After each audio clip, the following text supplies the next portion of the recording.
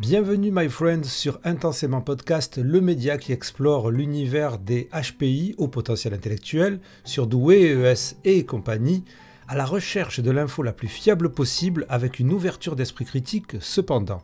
Mes amis, voici un moment qui était tant attendu, je ne sais pas par vous, mais en tout cas par moi.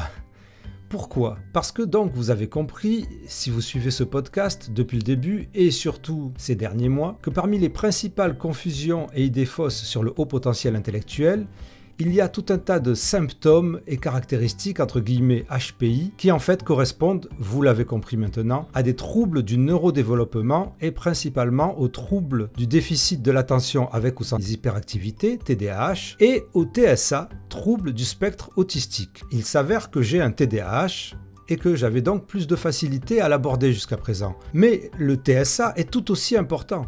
Et je précise que nous parlons là du trouble du spectre autistique sans handicap intellectuel. Ces personnes que l'on nommait jusqu'à il n'y a pas si longtemps et que l'on continue à nommer Asperger et qui continuent de faire pour beaucoup l'objet de fantasmes et d'interprétations fantaisistes. Le problème, pour être honnête avec vous, c'est que j'avais et j'ai toujours énormément de mal à le conceptualiser, en un mot à le comprendre. C'est pourquoi Intensément Podcast va initier 100 mois du TSA, une série qui comprendra 4 volets sur le sujet et qui, je l'espère, vous permettra et me permettra de mieux comprendre ce fameux trouble invisible qu'en réalité, pas mal de followers, contributeurs et contributrices de ce podcast ont, et pour beaucoup, ont été diagnostiqués sur le tard. Et pour le premier volet de cette série, quoi de mieux que de réinviter Maëva Roulin, psychologue spécialisée dans les troubles du neurodéveloppement, auteure du livre « Les diagnostics des troubles du neurodéveloppement chez l'adulte », et c'est avec elle donc que nous allons mieux comprendre ce qu'est le trouble du spectre autistique, le TSA, et les éventuelles confusions ou associations avec le haut potentiel intellectuel, notamment sur certains symptômes. Nous repartons donc pour 1 heure de connaissances dans la joie et la bonne humeur avec Maëva Roulin. Bonne écoute et bonne visionnade. Alors Maëva Roulin, bienvenue une seconde fois sur Intensément Podcast. Yes, avec plaisir. Alors je vais peut-être te demander de te présenter en 2 minutes puisqu'on peut se référer à l'épisode que tu as fait sur les troubles et pathologies pour avoir la présentation complète de ta personne. Je suis Maëva Roulin, je suis psychologue clinicienne et j'ai un centre d'évaluation des troubles en santé mentale et notamment des troubles du neurodéveloppement comme les troubles du spectre de l'autisme ou le TDAH et bien sûr tous les autres du trouble du neurodéveloppement, mais les autres troubles en santé mentale aussi. Et puis, je pratique la psychothérapie cognitive et comportementale, donc dans un cabinet en libéral qui s'appelle Genepsy et j'ai la chance de bosser avec d'autres collègues psychologues et avec un réseau de médecins psychiatres addictologues. Et puis j'ai aussi un autre volet qui est un centre de formation qui s'appelle Genepsy Formation où je dispense des formations sur les troubles en santé mentale, les troubles du neurodéveloppement notamment. Aujourd'hui, tu m'as envoyé tout un tas de questions sur LinkedIn et j'adore ça. J'en ai traité certaines et probablement qu'on se prendra un temps pour traiter la suite. Ça va permettre aussi de voir par rapport aux premières réponses s'il y a des questions finalement qui sont plus claires pour toi et peut-être aller sur d'autres questionnements sur une prochaine fois. Merci. Est-ce que parmi les questions que je t'ai posées, est-ce que ce sont des questions que la plupart des gens se posent sur le TSA ? Oui, il y a des questions qui sont régulières, qui sont récurrentes, qui sont tout à fait logiques et légitimes. Et je pense que c'est toujours important de pouvoir dire et répéter, formuler différemment les choses et par différents biais. Ça fait partie de l'information grand public et je pense que c'est hyper important.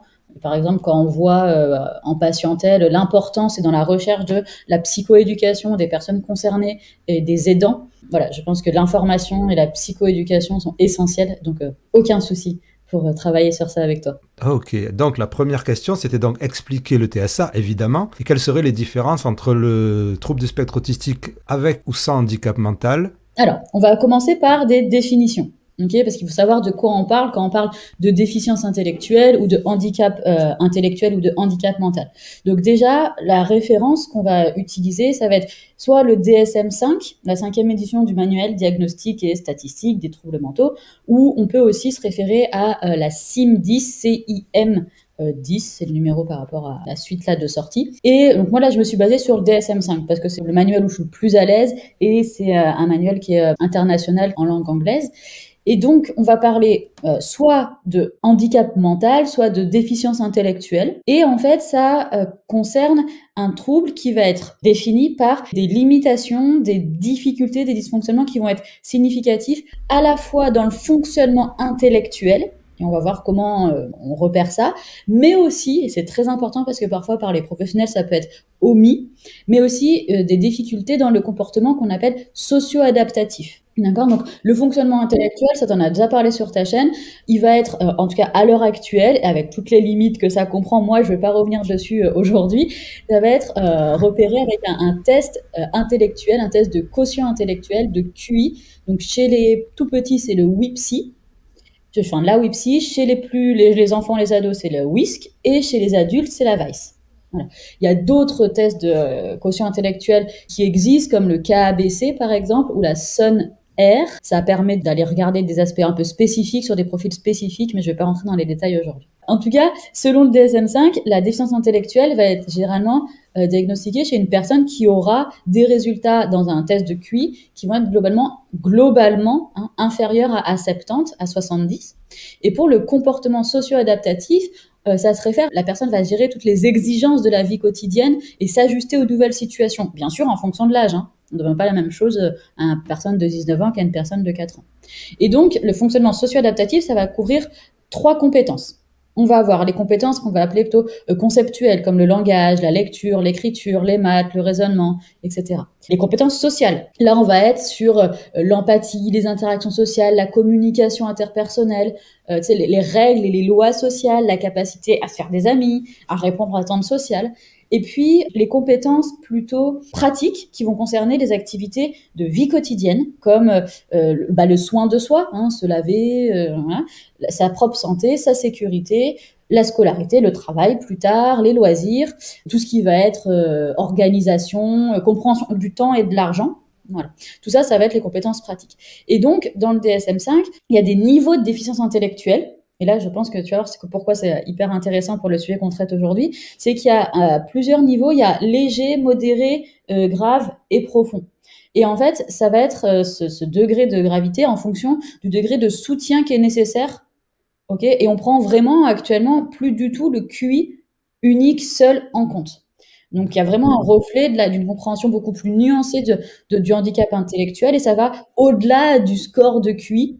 D'accord, il y a vraiment une inclusion dans le rapport de l'INSERM en 2016. Il réinsiste là-dessus, c'est qu'il faut prendre en compte le fonctionnement socio-adaptatif de la personne dans son environnement quotidien et évidemment aller rechercher le degré, le niveau de gravité, le niveau de soutien requis. Et donc, pour ça, il faut pouvoir l'évaluer finement et ça va au-delà d'un test de QI. Donc, le TSA, pareil, en se référant au DSM-5, c'est des difficultés qui vont être persistantes dans la communication et les interactions sociales. C'est des difficultés qualitatives, d'accord, de la communication et des interactions sociales. Et on va aussi avoir des schémas de comportement, d'intérêt, d'activité restreints et répétitifs. Ça, c'est la définition générale. Et en fait, tous ces signes, ils doivent être présents, comme pour la déficience intellectuelle d'ailleurs, parce que les deux sont des troubles du neurodéveloppement, doivent être présents dès la petite enfance, mais les difficultés peuvent se manifester entièrement, pleinement, uniquement quand il y a des exigences en fait sociales qui vont dépasser les capacités de l'individu. Si il y a un environnement qui va être entourant, qui va être aidant, ainsi que par exemple la scolarité, peut-être que la personne peut avoir de l'autisme, mais ça va pas, disons, se remarquer aussi facilement dans un environnement qui va être vraiment adapté aux gamins. Mais par contre, par exemple, souvent ça arrive quand les gamins passent au collège, il y a des exigences qui sont différentes. Par exemple, si c'est toujours comme ça, il faut changer de classe toute la journée. Il y a plusieurs professeurs, d'autres types de relationnels avec les gamins du même âge. Et là, on peut voir avec des exigences sociales qui peuvent être plus importantes que quand on est en primaire, eh bien, l'expression de l'autisme va vraiment être beaucoup plus au premier plan et des difficultés vont pouvoir émerger.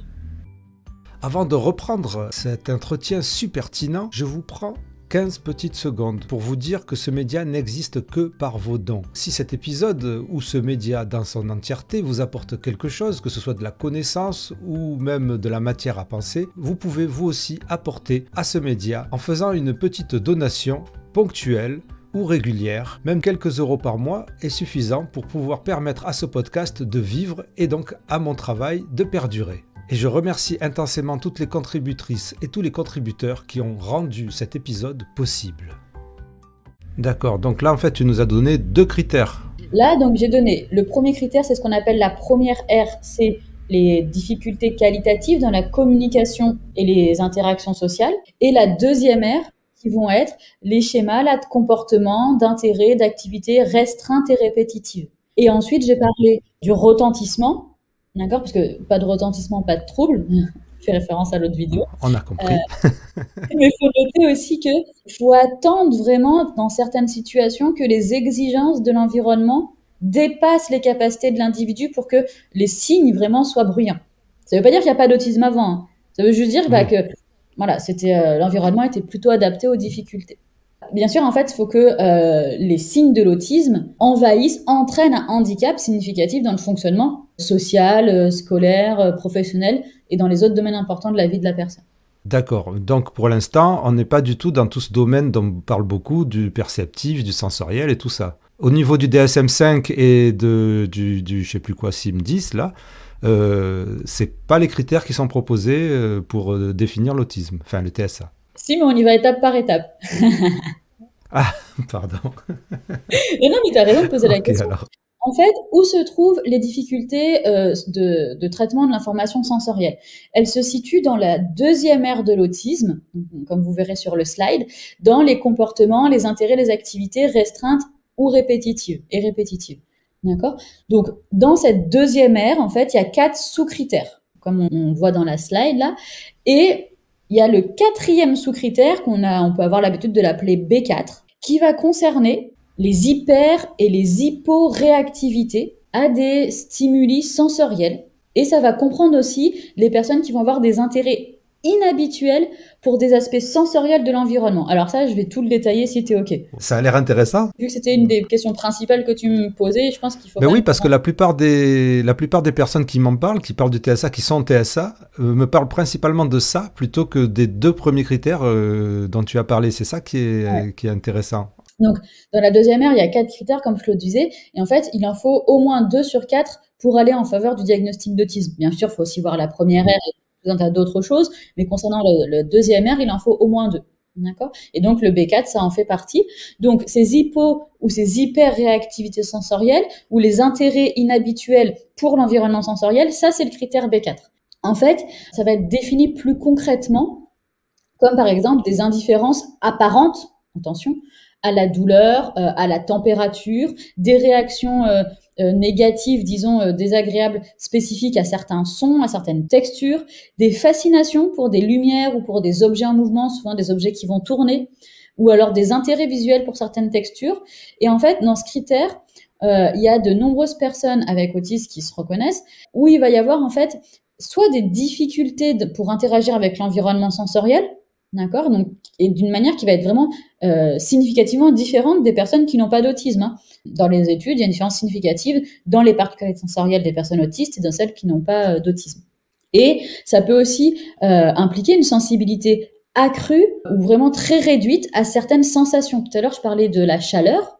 Il y a des personnes autistes qui peuvent poser leurs mains sur une plaque de vitrocéramique, là, et ne pas se rendre compte de ce que, en tout cas moi, je ressentirais comme sensation de chaleur, voire de brûlure. Ça ne veut pas dire qu'elles ressentent pas, qu'elles n'ont pas mal, ça veut dire que l'information est traitée différemment et il n'y a pas ce retrait de la main, en l'occurrence ici, pour ces personnes-là, donc on se doute des difficultés, des problèmes médicaux graves que ça peut engendrer derrière. Donc, excuse-moi d'intervenir sur cette anecdote, mais ça, c'est un truc qui peut arriver à n'importe quelle personne atteinte du trouble du spectre autistique, quel que soit le niveau intellectuel. Oui, tout à fait. Et pour les personnes qui n'ont pas forcément de déficience intellectuelle, par rapport à une personne qui a une déficience intellectuelle sévère, probablement que la personne sans DI apprendra assez rapidement que même si, ok, elle n'a pas senti que ça brûlait et que finalement il y a une brûlure de 1er ou 3e degré, que la prochaine fois, il faut qu'elle fasse attention dans son comportement vis-à-vis de la plaque vitrocéramique. Par contre, ça va être un évitement parce que le fait est que la sensation de la chaleur ou de la douleur C'est pas traité de la même manière. Donc, tu vois, ça peut être excessivement dangereux, ces aspects-là. Il y a d'autres, dans ce critère-là, par exemple, les fascinations excessives. Il y a des personnes avec autisme, et pareil, là, indépendamment de la déficience, qui vont pouvoir fixer les lumières vives comme le soleil. Parce qu'il y a une fascination pour ça. Pour autant, cette fascination excessive va être problématique, va entraîner un handicap dans le sens où il peut y avoir la rétine qui est brûlée, par exemple, mais aussi le fait de passer un temps important à regarder une lumière vive, à regarder le soleil ou à regarder des objets qui tournent. On voit souvent des gamins ou des adultes qui vont rester fascinés par le mouvement du tambour de la machine à laver. On est a priori, parce que bien sûr, il faut voir l'ensemble du profil, faire une évaluation digne de ce nom, mais on peut très bien être dans des manifestations assez typiques de l'autisme, où regarder le tambour de la machine à laver, aussi il y a des personnes qui vont agiter les doigts devant les yeux, là, comme ça, d'une certaine manière, toujours de la même manière. Ça peut aussi rentrer dans le cadre des fascinations sensorielles. Ça peut être aussi marcher sur la pointe des pieds. Ok, parce que du coup, si tu essayes là tout à l'heure, marcher sur la pointe des pieds, ça va modifier ton centre de gravité. Et l'hypothèse, c'est que ça peut être plus ou moins agréable pour des personnes avec autisme qui auraient des traitements de l'information différents. Ok, alors, ma question, je suis désolé, je ne l'avais pas prévu. Là, on est sur des manifestations qui sont carrément, comme tu dis, typiques de l'autisme, qui sont spectaculaires. Et en fait, en préparant ce mois sur l'autisme, en fait, moi, j'ai surtout eu des contacts avec des gens qui ont appris leur autisme sur le tard, adultes, qui n'ont pas forcément ces manifestations spectaculaires, qui se pensaient timides ou, je sais pas, à part ou différentes, et que la plupart du temps, les gens leur disent, après qu'ils aient été identifiés TSA, ils leur disent, mais non, mais tu ressens pas à quelqu'un d'autiste. Donc, comment on en arrive avec tous les critères que tu nous as donnés, je sais pas si tu nous as donné tous les critères, à découvrir l'autisme chez quelqu'un qui est adulte et qui a passé toute sa vie sans savoir qu'il est autiste? Ça passe au moins par un canal, c'est des professionnels formés à l'autisme et au diagnostic différentiel et aux comorbidités. Et là, il n'y a pas à tergiverser, il n'y a pas à tortiller, quoi. Il faut que les professionnels qui sont en charge de la démarche diagnostique soient formés, parce que oui, il y a des critères.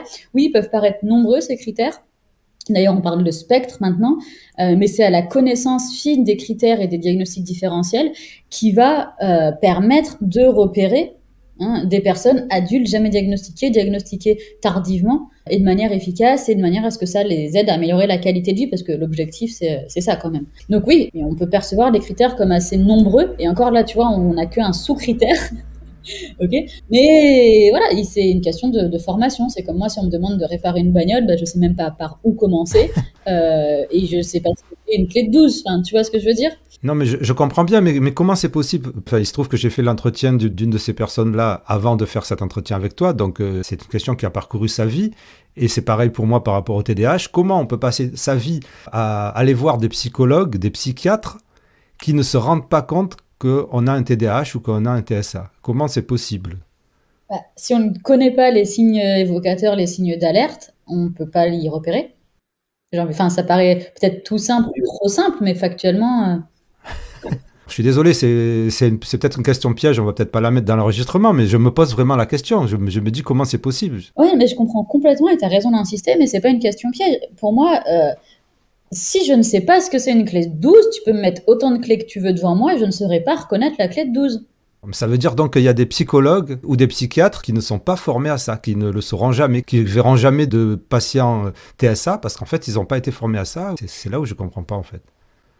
Pour moi, effectivement, il me semble que c'est une des raisons majeures du fait qu'il y ait un retard de diagnostic, qu'il y ait parfois aussi, enfin souvent même des diagnostics erronés, incomplets. Il y a une grande partie qui, à mon sens, mais ça ne regarde que moi, est liée à ça.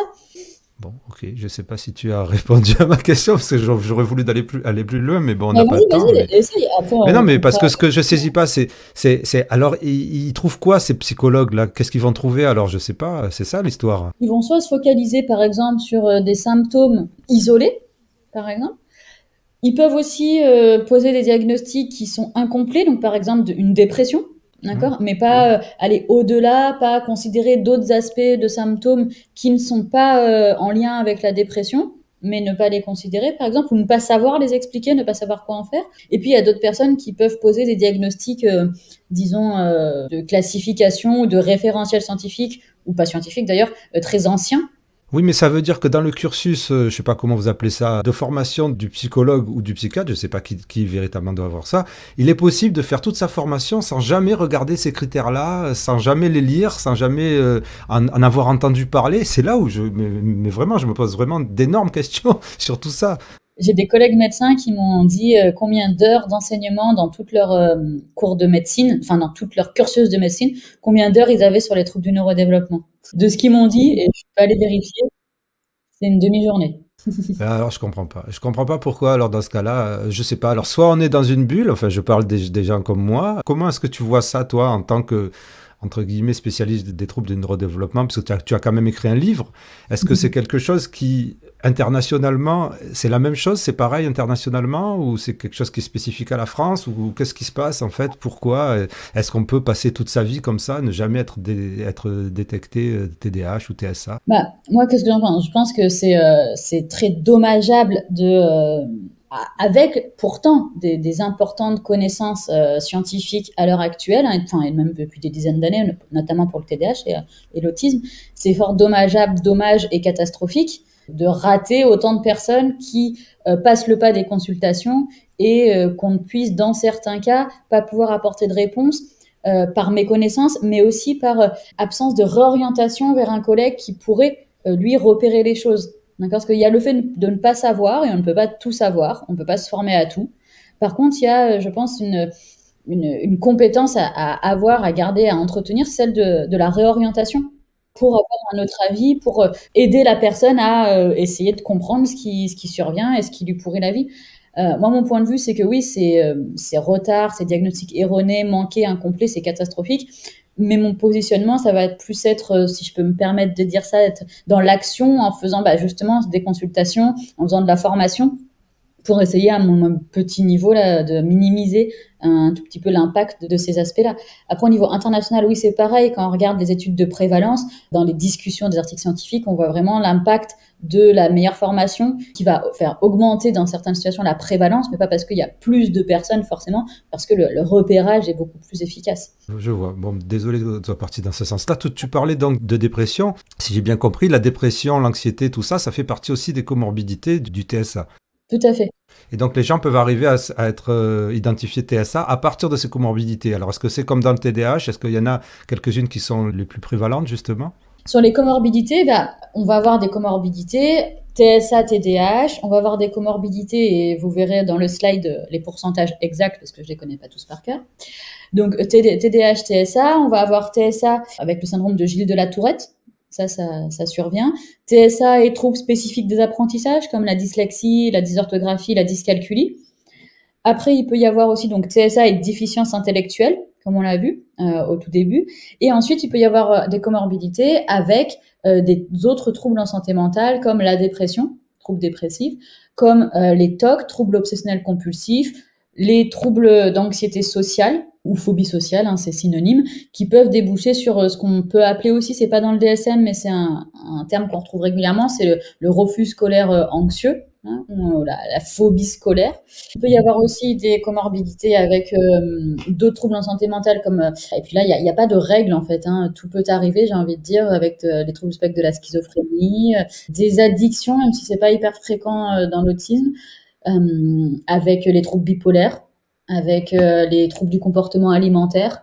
Donc voilà. Ah, c'est intéressant ce que tu me dis parce que j'essaie à chaque fois de faire le parallèle avec le TDAH. J'imagine effectivement, donc on va dire les images stéréotypiques du TDAH. Donc effectivement, on reconnaîtrait le petit garçon qui cavale de partout ou la petite fille qui est pas concentrée, qui est dans la lune, machin chose, tout ça. Il y a aussi les addictions pour les ados ou tout ça. Et par contre, on imagine la stéréotypie du TSA, ça serait une timide, phobique scolaire qui n'a pas d'engagement social avec les autres alors. Pas systématiquement, pas typiquement. En fait, il y a plusieurs théories qui contribuent à expliquer l'autisme, et il y en a une qui est la théorie de la motivation sociale.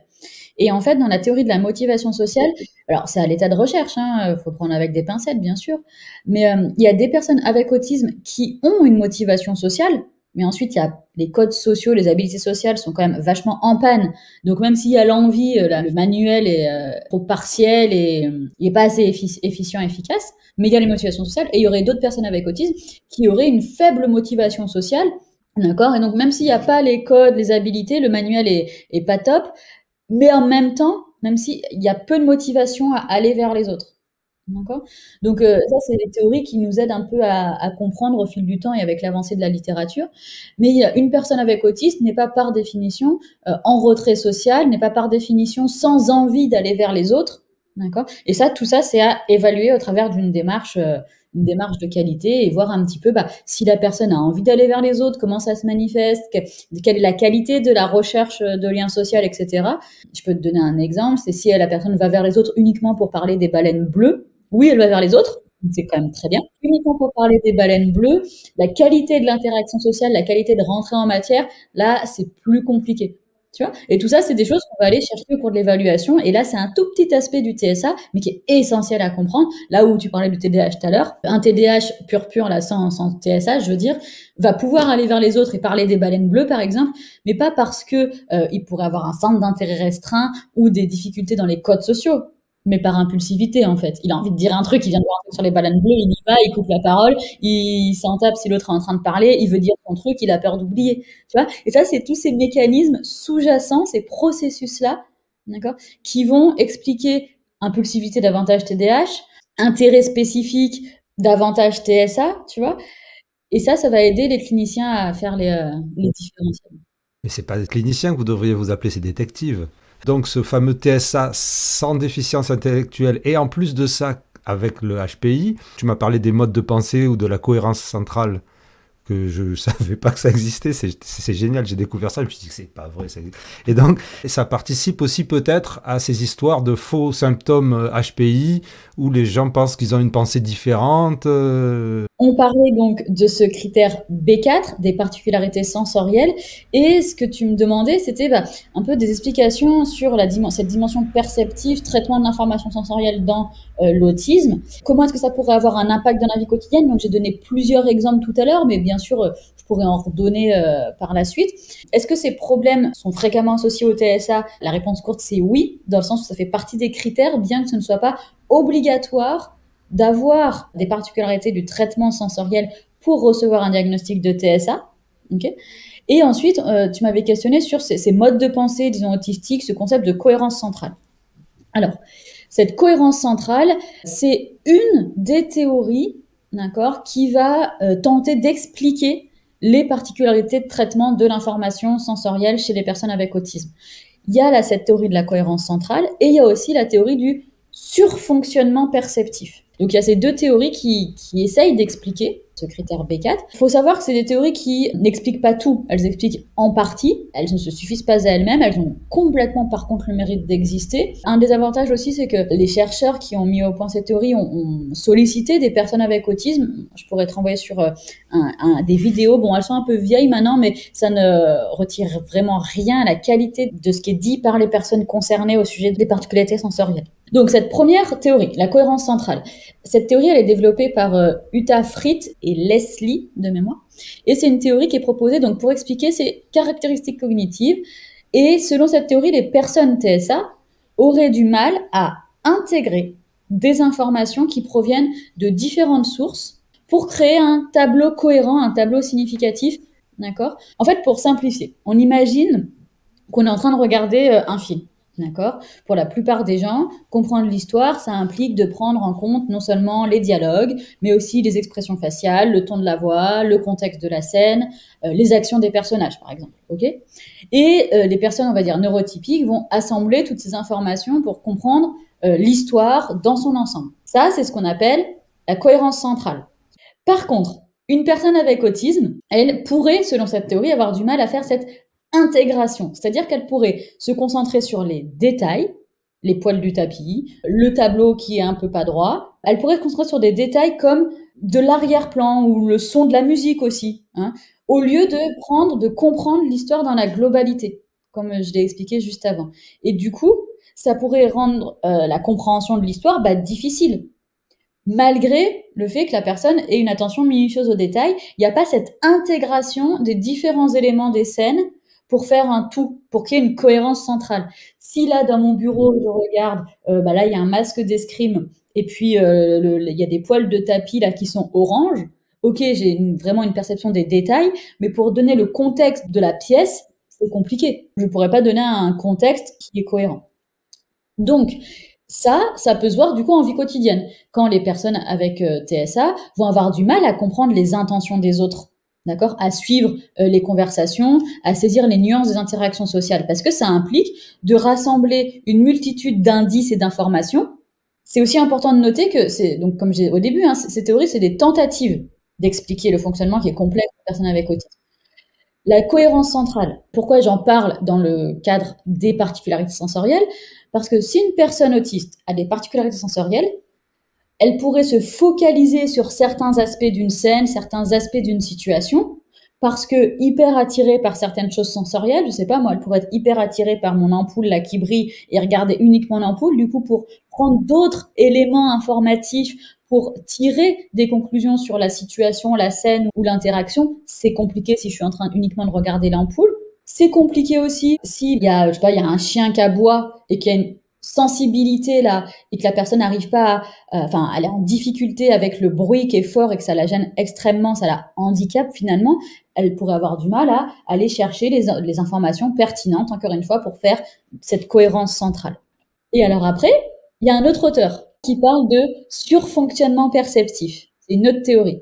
Et c'est une autre explication, du coup, pour comprendre certains comportements ou certains traits qui vont être en lien avec le TSA. Et donc, selon cette théorie, les personnes avec autisme auraient une perception très aiguë des détails, au point que cela peut parfois interférer en fait avec leur capacité à comprendre l'image globale ou le contexte. Donc, encore une fois, exemple, on peut imaginer une belle peinture où la plupart des gens pourraient admirer l'œuvre dans son ensemble. Là, ils voient les couleurs, les formes, le paysage, etc. Une personne avec autisme, elle pourrait être attirée par des détails à nouveau spécifiques. D'accord? Un petit motif dans le coin, une texture de peinture. D'accord? Et en se concentrant sur des détails qui peuvent être aussi en lien avec une fascination sensorielle, pour avoir du mal à percevoir et apprécier les choses dans leur ensemble. Ok? Donc, dans la vie quotidienne, ça peut se manifester par différentes choses. Par exemple, être dérangé par le bruit du ventilateur, d'accord? À tel point que la personne a du mal à se concentrer. Et tu vois, là, c'est hyper important parce que je pense que tu remarques dans ta tête là des similitudes avec le TDAH, le ventilateur ou Ben oui, c'est ce que je me suis dit au moment où tu as dit le ventilateur, je me suis dit ah ben alors je suis autiste alors. je sais pas, mais en tout cas, il faut vraiment en tant que clinicien aller faire ce différentiel là, tu vois? D'accord. Parce que ça n'a pas le même retentissement, on ne va pas mettre la même trajectoire de recommandation pour la qualité de vie. Et je précise juste que ces deux théories, c'est des tentatives, elles ont complètement le mérite d'exister, mais ça couvre pas tous les aspects du trouble, hein. Mais je vais pas rentrer dans les autres théories explicatives de l'autisme aujourd'hui. Ah oui, d'accord. Non, non, mais je vois, mais c'est super intéressant. Mais ce que je me dis en même temps, c'est que si déjà les professionnels qui vont pas voir les DSM-5, ils vont pas voir du tout la théorie de toute manière.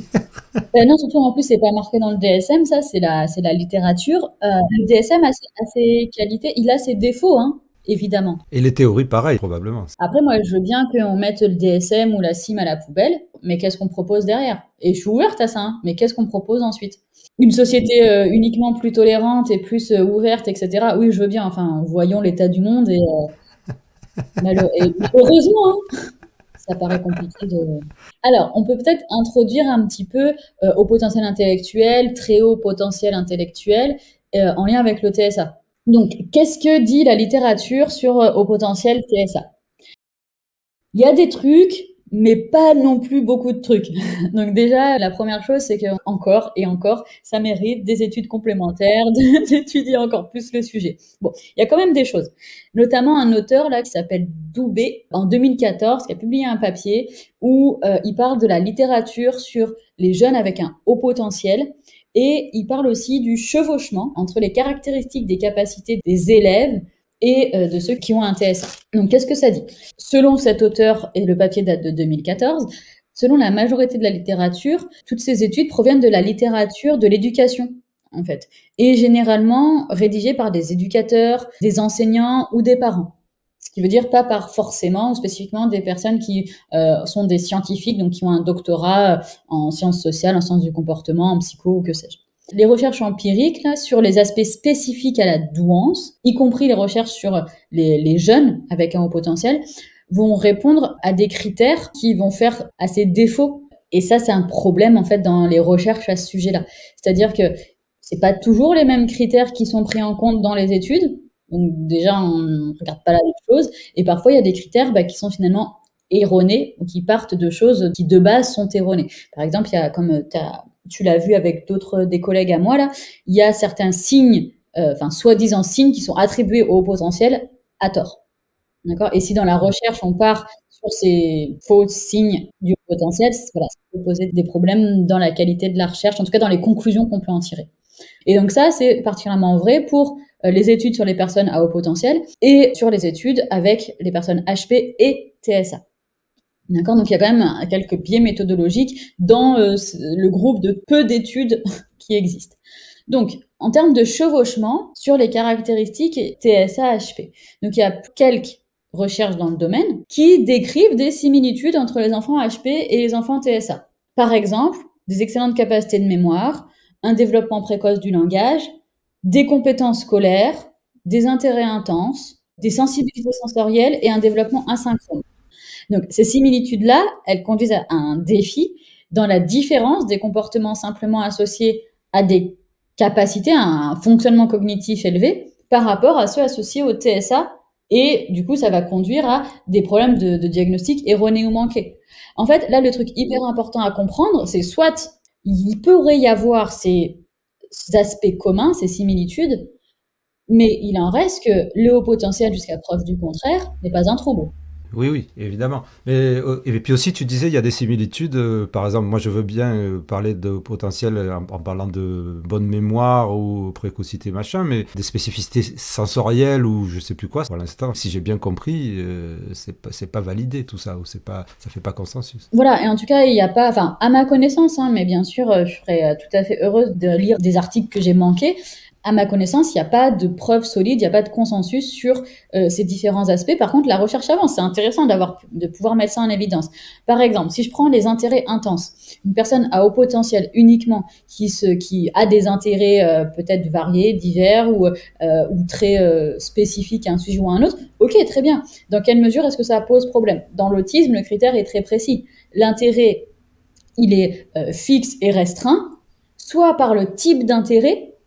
D'accord. Par exemple, je suis pas finalement intéressée par les baleines bleues, mais par, elles ont un trou là pour respirer, ça fait, ça pourrait être ça, je sais pas comment ça s'appelle, ou par le temps passé dessus. D'accord. Donc des personnes qui vont pas arriver à décrocher, qui vont rester focus sans aller pendant des heures, ni aller pisser, ni manger, etc. Tu vois. Donc là, on va retrouver dans la situation de l'autisme un retentissement qu'on n'est pas censé retrouver par définition dans le haut potentiel intellectuel, puisque c'est une condition cognitive, si je peux parler comme ça. Et ça, c'est valable pour tous les éléments, les similitudes que j'ai cités précédemment. Le langage, il peut être développé précocement dans le HP, mais aussi dans le TSA. Le truc, c'est dans le TSA, ce qu'on va observer dans le langage, c'est souvent qu'il y a des particularités. Parler comme Louis XIV, ok, ça peut entraîner, non, mais ça peut entraîner un retentissement. Ça peut entraîner un décalage avec les pairs et même avec les adultes. D'accord? C'est pas adapté au contexte. Là où, a priori, dans le HP, oui, peut-être que le langage va être développé, peut-être même précocement, mais on n'aura, a priori, pas ces aspects de décalage par rapport au langage employé, par rapport, par exemple, un langage type Louis XIV, mais ça peut être autre chose, hein, c'est un exemple. Et puis, dans le haut potentiel, quand on regarde les papiers, là, il n'y a pas de fonctionnement cérébral qui est drastiquement différent par rapport au non haut potentiel intellectuel, hein. Alors que dans le TSA, il y a beaucoup de papiers sur un câblage différent et particulier. Est-ce que pour le TSA, comme on dit pour le TDAH, il y a cette histoire du fait qu'il y aurait des hautes capacités cognitives, ça pourrait masquer le TSA dans l'enfance ou même chez l'adulte. Est-ce qu'il y a ces histoires-là? Oui, oui, oui, oui. Donc, ça a été suggéré par d'autres auteurs dont les noms sont affichés sur le slide. qui suggère en fait que le fait d'avoir à la fois une douance et à la fois un handicap comme le trouble du spectre de l'autisme peut conduire d'autant plus, hein, parce que tout le monde fait des masquages, tout le monde fait des compensations, hein, d'accord, c'est normal. Oui, c'est important de le dire, oui. Voilà, d'autant plus à un masquage chez ces individus-là qui ont aussi une douance, qui vont être alors a priori plus capables de compenser leurs handicaps grâce à leur douance. Et ça peut amener à un retard de diagnostic, puisque la compensation pourrait être plus efficace, tenir plus longtemps, et donc conduire à un retard de diagnostic. Et peut-être, alors là c'est à vérifier dans la littérature, là ce que je dis ça n'engage que moi, peut-être une dégringolade, ou en tout cas une apparition de difficultés massives, peut-être plus tardives, mais peut-être plus fortes que ceux qui auraient eu des difficultés à compenser un peu plus tôt dans leur vie. Et je sais pas, là, il faudrait aller regarder dans la littérature, est-ce que ça, le fait de compenser plus fort, plus longtemps grâce à la douance, augmente le risque d'avoir des comorbidités comme la dépression ou un épuisement, un burn-out. Par contre, le haut potentiel intellectuel, de manière générale sur les autres troubles du neurodéveloppement, effectivement, on peut s'attendre à un effet qui rend plus facile ou plus aisé certaines compensations.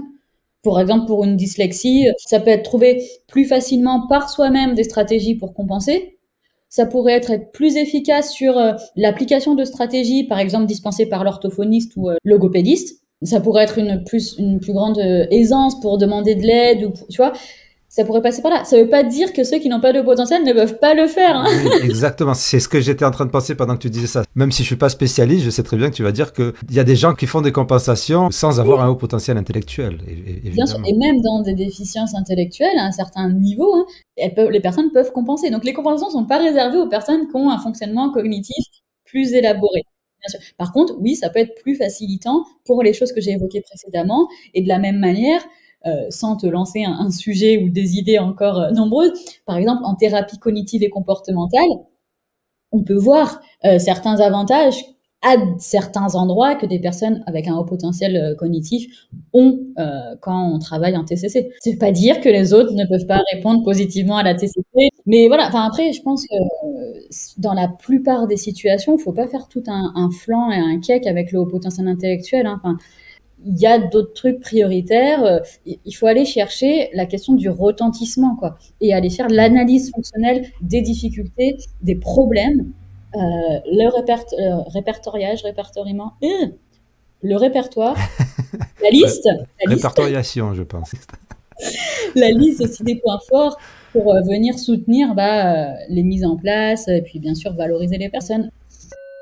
Voilà, je pense que vous en savez un peu plus, en tout cas c'est mon cas, du trouble du spectre autistique. Grand merci évidemment intensément à Maëva Roulin, que nous allons donc accueillir pour un autre épisode autour du TSA. Le volet 2 et le volet 3 de la série sur l'autisme avec des témoignages passionnants vont suivre. Oh, et puis une exclue. J'ai le plaisir d'annoncer sur ta chaîne qu'avec Sébastien Henrard, donc qui est psychologue clinicien aussi avec qui je travaille très régulièrement et énormément, on est en train de terminer l'écriture d'un ouvrage sur l'évaluation du TDAH chez l'enfant et l'adolescent qui normalement devrait paraître fin 2023. Félicitations à Maëva et à Sébastien donc. Si cet épisode vous a plu, vous pouvez faire les gestes qui aident et je vous en remercie intensément. Intensément, c'est le podcast Divergent. Intensément, c'est le show potentiel. Merci d'avoir écouté jusqu'à présent et tout est embrouillé. Chaud, chaud, chaud.